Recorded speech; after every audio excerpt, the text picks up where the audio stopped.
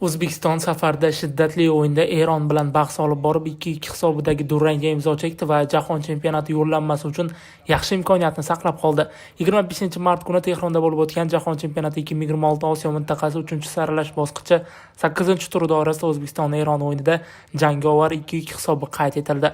Uchrashuvning 16-daqiqasida Hojimat Erkinov hisobni ochdi. Ikkinchi taym boshida, ya'ni 52-daqiqada Tarimiy hisobni tenglashtirdi.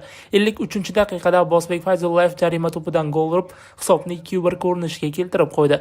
83-daqiqada Tarimiy yana bir bor O'zbekiston darvozasini ishg'ol qildi va hisob 2-2 ko'rinishini oldi. O'yin davomida O'zbekiston darvozaboni O'tkir Yusupov bir qancha seyflar namoyish etdi. O'yin yakuniga qadar hisob o'zgarmadi va bahs jangovar durang bilan tugadi.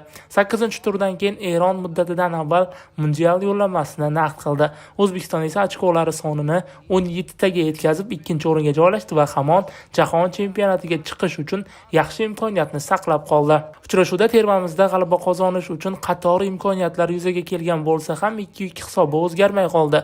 Bahsda ayniqsa CSKA a'zosi Abbosbek Fayzullayevning xatti-harakatlarini alohida e'tirof etish joiz. Uning goli va bahs davomidagi faolligi Eronga eng katta bosh og'rig'i bo'ldi. Shunday qilib Eron 20 ochko bilan muddatidan avval Jahon chempionati yo'llanmasini naqd qildi. 17 ochko bilan O'zbekiston guruhda 2-o'rinda bormoqda va Birlashgan Arab Amirliklari O'zbekistonning guruhdagi asosiy ta'qibchisi bo'lib qolmoqda. Bugun Birlashgan Arab Amirliklari safarda Shimoliy Koreya bilan bahs olib boradi va bu o'yinda o'zbekistonlik futbol ishqibozlari Birlashgan Arab Amirliklarini qoqilishini kutadi. Agar Birlashgan Arab Amirliklari mag'lubiyatga uchrasa, O'zbekiston ham muddatidan avval Jahon chempionatiga chiqadi. Xo'sh, agar Birlashgan Arab Amirliklari bugun Shimoliy Koreyaga yutqazsa, biz Jahon chempionatiga rasman chiqamiz.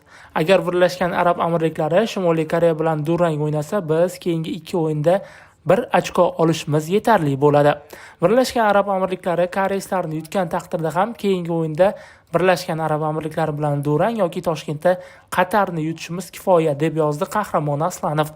Jamoamizning keyingi o'yini 5-iyun kuni safarda Birlashgan Arab Amirliklariga qarshi bo'lib o'tadi. 10-iyun kuni esa o'z uyimizda Qatarni qabul qilamiz. Demak, bugun mabodo koreyslar Birlashgan Arab Amirliklariga yutqazib qo'ysa, biz keyingi turda arablar bilan kamida durang o'ynashimiz yoki oxirgi turda Qatarni mag'lub etishimiz kerak. Shu holatdagina Kapadze shogirdlari mundial yo'llanmasiga ega chiqadi.